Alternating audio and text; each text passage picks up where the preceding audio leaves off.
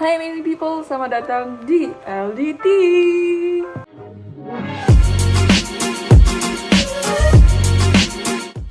Oke, hai semua, perkenalkan nama aku Francis. Buat kalian-kalian yang belum nonton sebelumnya. Oke, hari ini belajar kedua, episode kedua, kita mau ngapain? Ya kan, gak bisa lihat di judulnya sih. Kita bakal belajar bahasa Korea. Nah, narasumber kita yang sebelumnya udah dari Bali kan ya. Narasumber guest kita udah dari Bali.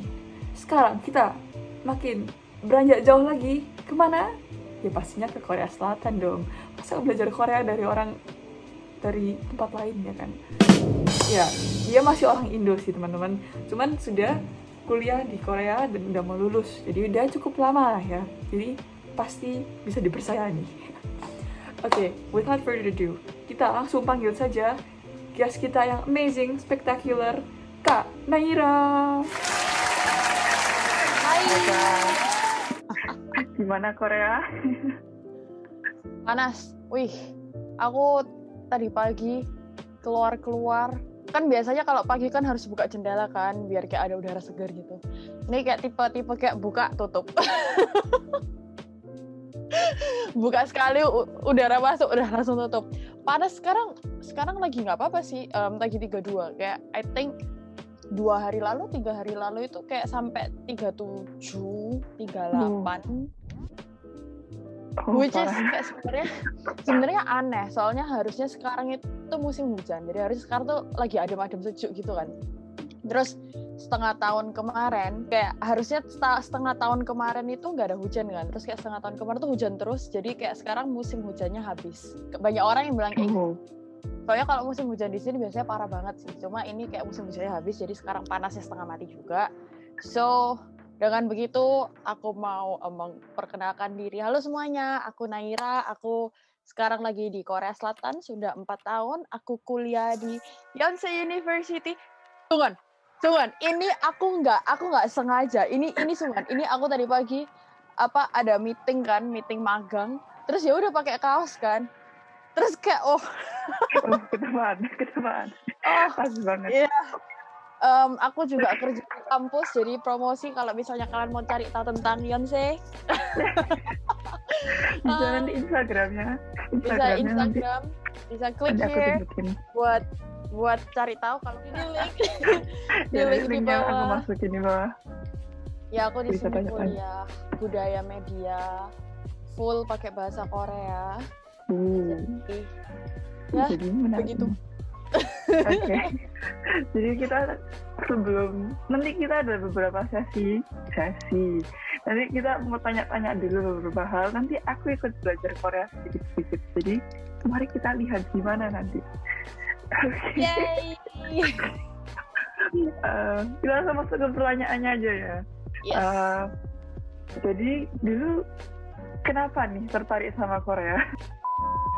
Jadi dulu awal sebelum berangkat itu udah belajar tentang bahasanya atau katanya belajar sekolahnya full Korea kan ya? Jadi dulu aku beberapa tahun, aku nggak ingat sebenarnya kapan, cuma dulu itu sempat waktu pertama tahun 2010 itu zaman pertama, jadi aku pertama kali kenal dunia Korea itu tahun 2010, which is generasi kedua K-pop, di mana mereka yang benar-benar membuka secara globalisasi ya. Jadi waktu itu tanteku benar-benar senang banget sama Korea. Jadi tanteku tuh saking excitednya. Ini kan tanteku sama aku beda kayak 11 tahunan. Jadi kayak tanteku sendiri juga umurnya nggak jauh di depan. Itu tanteku ngajarin semua ponakan-ponakinnya bahasa Korea. Jadi ini suatu kejadian yang bisa dibenarkan dengan saudara-saudaraku sama sepupu-sepupu juga. Jadi waktu itu kita yang tinggal di Surabaya, itu kita diajarin bahasa Korea bareng. Diajarin baca, diajarin tulis. Terus kalau misalnya baca tulis itu kan gampang. Cuma baca sama tulis, kita nggak tahu arti kan juga nggak apa-apa. Contoh dulu kita belajar budi. Kita nggak tahu budi itu apa, nggak tahu kalau budi ternyata nama orang. Ya kan? Sama kayak gitu. Jadi aku dulu sempat belajar baca tulis. Semenjak itu aku bisa baca. Bisa tulis, cuma bisa tulis nama, Itu doang sih. Sama kalau misalnya dulu tuh sering-sering kalau nggak mau orang lain tahu nulis apa, nulisnya pakai bahasa Korea tapi sebenarnya Indonesia. Jadi misal nama saya Naira itu pakai bahasa Korea. Itu bisa. Karena Itu kan bahasa kreatif Korea sih. itu secret code yang benar-benar orang-orang sampai sekarang, kalau dulu sih. Sekarang semua ngerti. Coba dulu tuh orang-orang sampai kayak, kamu tuh nulis apa sih? Padahal sebenarnya cuma nulis nama saya Naira. Cuma kan kelihatan keren-keren gitu. Iya, kelihatan keren. Jadi ya, semenjak itu nonton drama, dulu aku nggak suka drama, dulu aku sukanya sama, aku benar-benar anak K-pop, karena kayak again aku penari kan, performer juga suka di atas panggung. Jadi aku belajar kayak bahasa Koreanya dengerin lagu atau nonton acara-acara gitu. Itu secara itu yang secara sebelum intensif. Nah, berarti yang kalau intensif sebelum berangkat pun sudah sempat ambil, maksudnya belajar, atau waktu ke Korea masih ambil bahasa dulu? Jadi aku di Indonesia juga belajar, cuma aku di Korea belajar lagi. Karena contoh, misalnya kamu kuliah kan, kadang-kadang nggak ngerti kan dosen ngomong apa, padahal pakai bahasa Indonesia. Padahal pakai bahasa Indonesia kan, pakai bahasa Indonesia, tapi dosen bikin kita mikir, kita orang Indonesia atau bukan ya? Dan kamu nggak ngerti dosennya ngomong apa sebenarnya. Itu sama. Jadi kenapa aku di Korea pun masih belajar bahasa Korea lagi? Karena orang Korea pun kadang-kadang merasa mereka bukan orang Korea kalau lagi kelas. Jadi mereka pikir mungkin aku orang China, mungkin aku orang Jepang, nggak tahu ya. Nggak tahu. Ya pasti aku bukan orang Korea.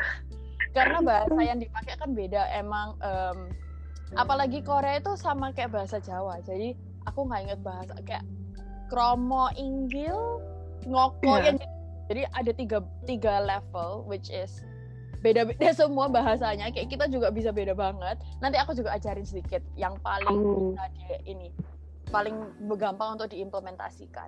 Jadi begitu, karena di Korea juga bahasanya lebih susah dari yang dikira. Korea tuh sebenarnya termasuk salah satu bahasa tersusah yang dipelajari. Banyak orang yang nggak tahu karena mereka pikir halah tulisannya lu sama semua, tulisan cacing. Mandarin nggak sih, lebih susah dari Mandarin nggak sih? Mandarin itu kayak per karakter bacanya kayak gitu. Ini kan apa namanya? It consists of like a few alphabet. Iya, in a sense bisa kayak gitu. Soalnya contoh bahasa Korea itu ada yang kayak bawahan. Bawahan itu namanya 받침. Jadi bawahan itu kalau misalnya tulis, aduh aku nggak ada kertas, Rek. Ada whiteboard? Mau pakai whiteboard? Draw. Pakai yang ini aja. Contoh, ini paling gampang ya. Ini namaku. Naira. Ini kan kayak cuma biasa. Maksudnya kayak cuma sebelah-sebelah. Itu ada yang di bawah. Contohnya Seoul. Nah, yang di bawah ini itu namanya 받침. Jadi for some reason kayak nulis bahasa Jawa itu ada yang apa namanya, dulu kita belajar kan ada bawahnya, ada pasangan. Yes, ada pasangannya, panggonan itu apa semua itu lah. Yang kayak gitu. Sama persis, makanya semua orang tuh, makanya aku juga bilang bahasa Korea tuh sama kayak bahasa Jawa. Terus ini kan cuma satu. Ada yang kayak gini. Contoh kayak gini.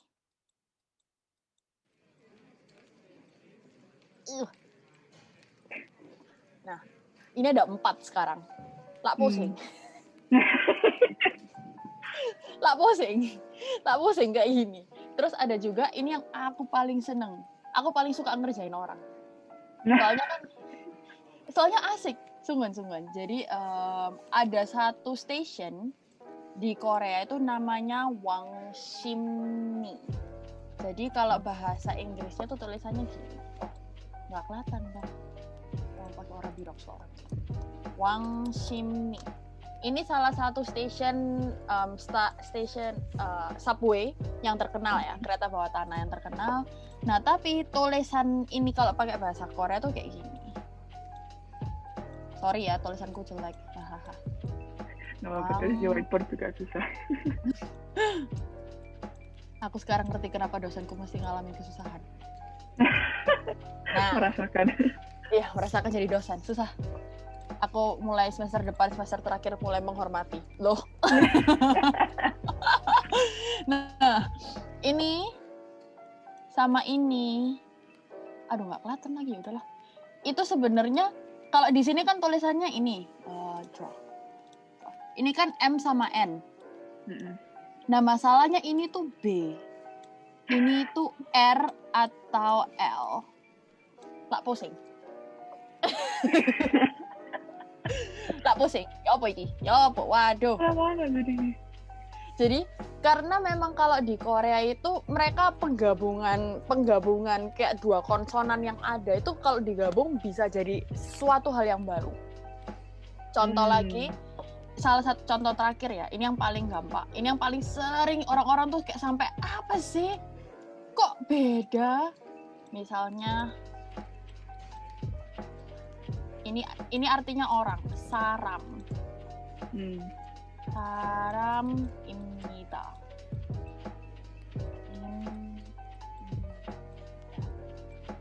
Tadi kan kamu Francis kan tadi udah lihat. Sebenarnya ini kan B. Tapi aku tadi kalau misalnya nyebut ini saram입니다. Nggak ada B-nya kan? Nggak ada B-nya kan? Karena ini akhirnya bacanya diganti jadi M. Kalau ketemu sama huruf N. For some reason we did that part kayak bahasa Inggris. Kayak kadang Semacam. bisa tiba-tiba berubah. Yes. Jadi bahasa Korea itu susahnya di situ. Oke. Jadi contoh paling gampang itu sih. Aku paling seneng kalau ngerjain orang Wang Shimni. Tapi aku kan kalau pakai bahasa Korea itu kan jadinya kalau benar-benar dibaca bahasa Korea ya, Wang Shipri. Itu Wang Shipri tulisannya, tapi bacanya Wang Shimni. Jadi kalau ngerjain orang, nggak ada station Wang Shimni, adanya Wang Shipri. Terus apalagi kalau di Korea Selatan, kalau misalnya sama kayak kita, orang Surabaya punya logat medok, ya kan? Di Korea juga sama. Kalau di kita kan dari barat ke timur semakin medok. Kalau di Korea dari utara ke selatan semakin medok. Kayak orang Busan. Kan biasanya ikut nonton. Jadi di Busan itu ada satu kata, ada satu kalimat, ya. Satu kalimat ini seru banget. Satu kalimat aku lupa artinya. Kalau nggak salah dia harusnya pergi ke sana. Ya kan?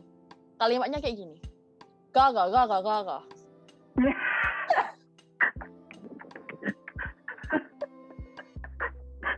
Pusing nggak denger coba? Pusing nggak? Semua sama loh itu. Semua basically semua ngomongnya ga. Tapi itu satu kalimat punya arti. Ga.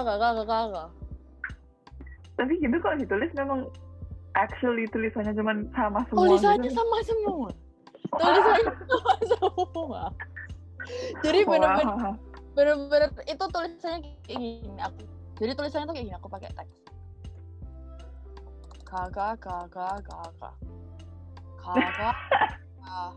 Ga. Enggak. Bentar. Ga.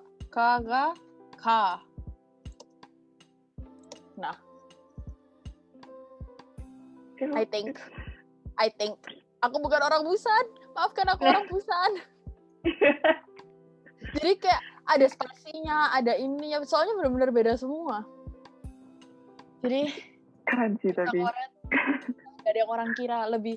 Dan lagi kayak budaya Korea sendiri tuh lebih dari cuma sekedar kayak K-pop, kayak misalnya apalagi K-drama. Although memang mereka ngambil comot-comot dari kehidupan sehari-hari ya. Cuma it's more lebih dari itu gitu. Ya kalau di filmin kan pasti lebih di compact. Yes, nggak bisa dikasih tahu semua langsung jadi satu. Nah, kalau tadi bahas yang waktu kita balik lagi ke waktu kakak di Surabaya waktu masih belajar, itu is it consistent atau karena kayak mut-mutan aku mau belajar, lagi ngebet ini habis nonton apa gitu. Bisa dibilang konsistennya beda macam ya. Contoh, waktu aku sebelum berangkat ke Korea, pengen belajar bahasa Korea kan. Cuma waktu itu aku sempet les sama orang Korea. Cuma nggak tahu ya, rasanya beda lah. Kan waktu itu pertama kali ketemu orang Korea di Surabaya, terus kayak datang ke rumah, terus kayak nggak usah lah. Akhirnya aku berhenti, terus aku coba-coba belajar sendiri. Jadi salah satu cara belajarku yang paling efektif ya nonton drama, ya kan. Jadi dari drama kan biasanya ada banyak kata-kata yang keluar. Paling gampang, ye 뭐야? 누구? 사랑해. Ka. Terus apa lagi? Aku kemarin kan ngerti nih gila. Gila atau apa ya itu? 미쳤어. 너 미쳤어? 미쳤어? Nah dari gitu, kalau enggak biasanya 안녕하세요, ya kan, 감사합니다. Jadi aku belajar kata-kata yang benar-benar simple banget, simple.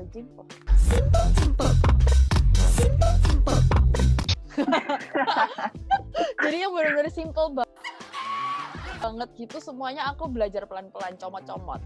Soalnya kalau misalnya langsung belajar pakai buku, of course kita semua susah kan. Kita semua kayak, aduh buku nggak mau, ganti. Dan sebenarnya kita lebih gampang kalau misalnya belajar pakai HP. Misalnya di Instagram, artis favorit nih upload something kan, terus bahasanya bahasa Korea semua, terus kita nangis stres, terus akhirnya kayak Google Translate.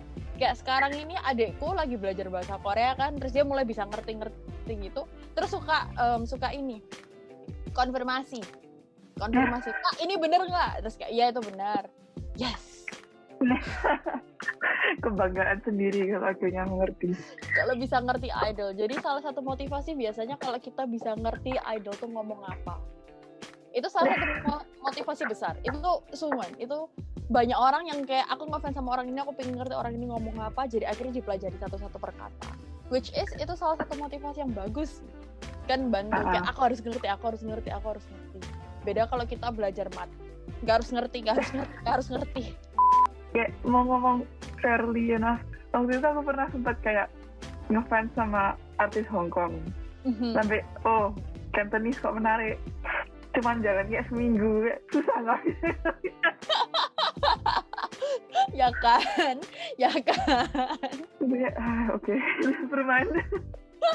Apalagi kalau Hong Kong kan Cantonese bukan Mandarin.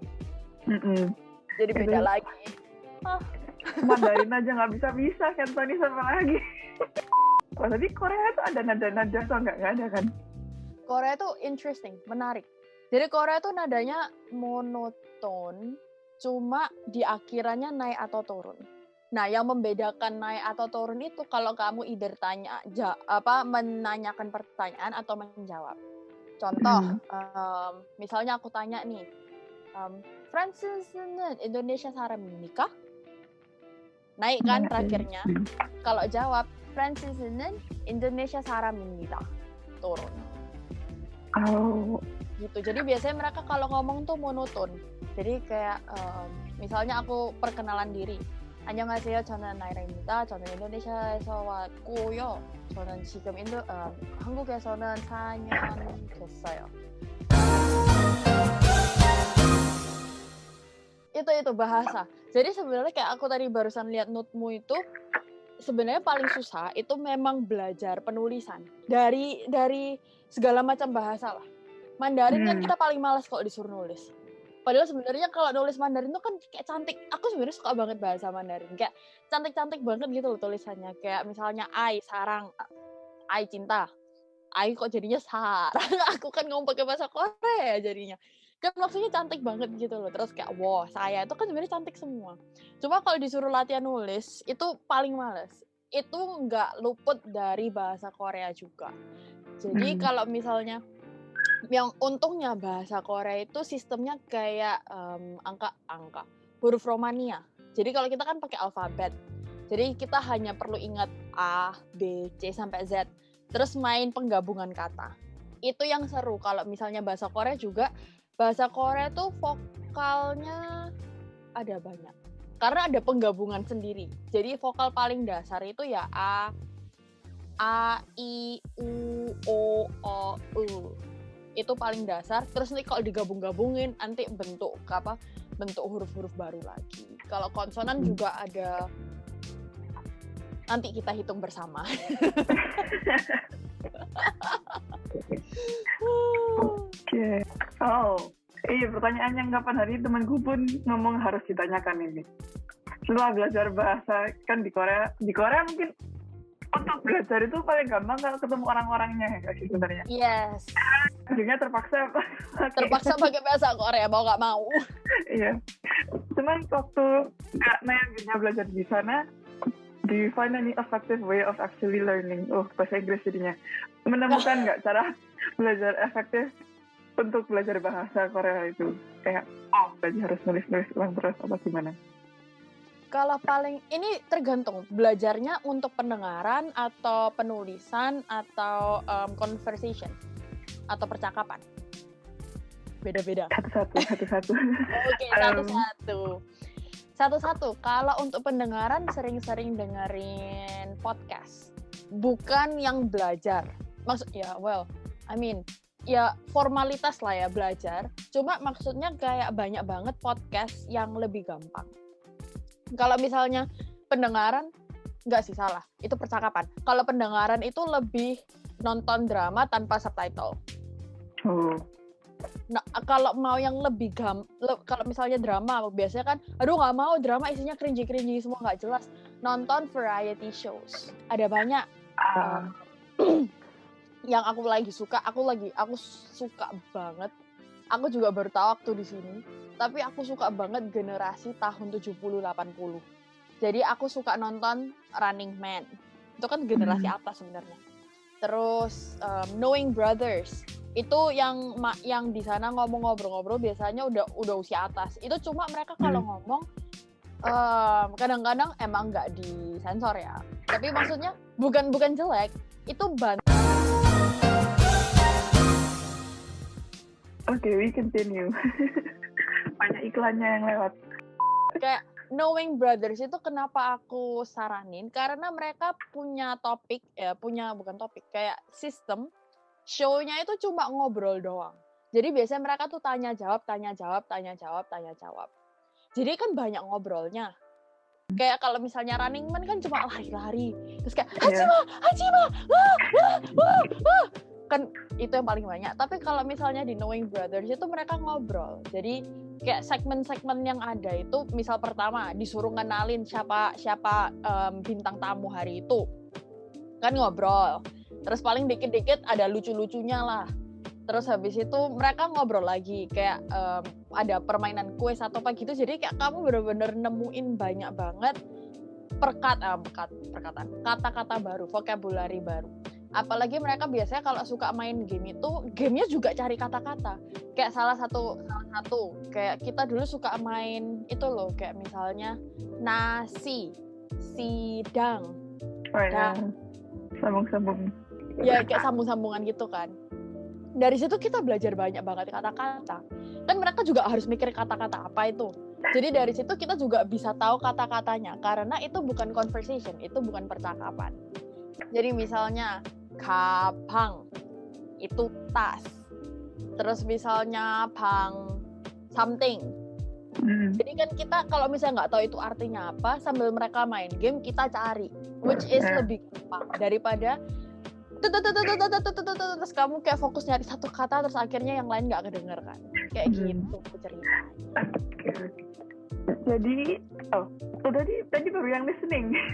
Oh iya, itu kan tadi baru percakapan ya, kurang 2. Itu yang listening. Kalau misalnya percakapan, emang paling gampang nggak salah ketemu sama orang.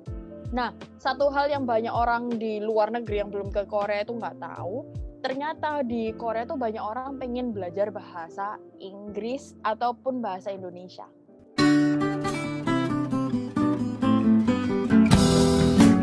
Lucu ya kalau dilihat kayak gitu. Kayak mereka mengalami hal yang sama, terus bahkan mereka lebih susah karena faktor nggak bisa keluar itu kan. Itu cuma salah satu platform yang paling sering dipakai sama orang Korea.